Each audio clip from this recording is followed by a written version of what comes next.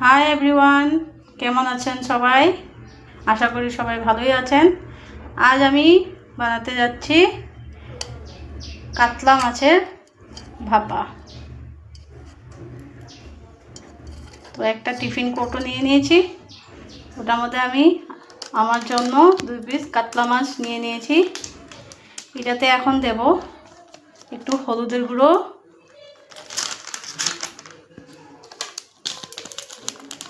শুকনো লঙ্কার গুঁড়ো,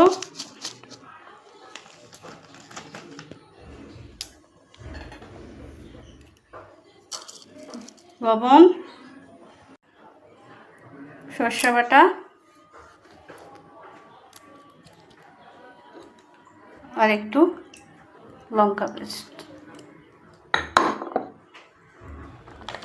তারপর দেব সরষের তেল। এটাকে ভালো মতন ম্যারিনেট করে নেব। এখন এটার মধ্যে দেব হালকা একটু চিনি আর কটা কাঁচা লঙ্কা। তো গাইস, আমার কাছে স্টিম করার জন্য কিছু নেই, তো আমি জোগাড় করে নিয়েছি একটা কড়াই পেতে, ওটার মধ্যে জল দিয়ে একটা স্ট্যান্ড বসিয়ে দিলাম। স্টিম করে গ্যাসটাকে রেখেছি।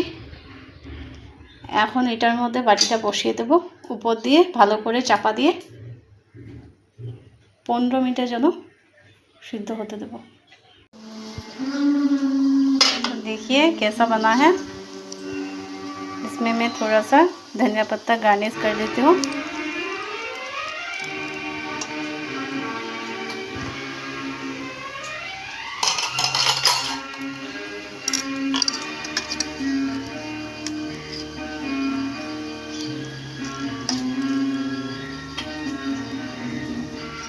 प्लीज़ आप कमेंट में बताएं कैसा बना है। Thank you so much.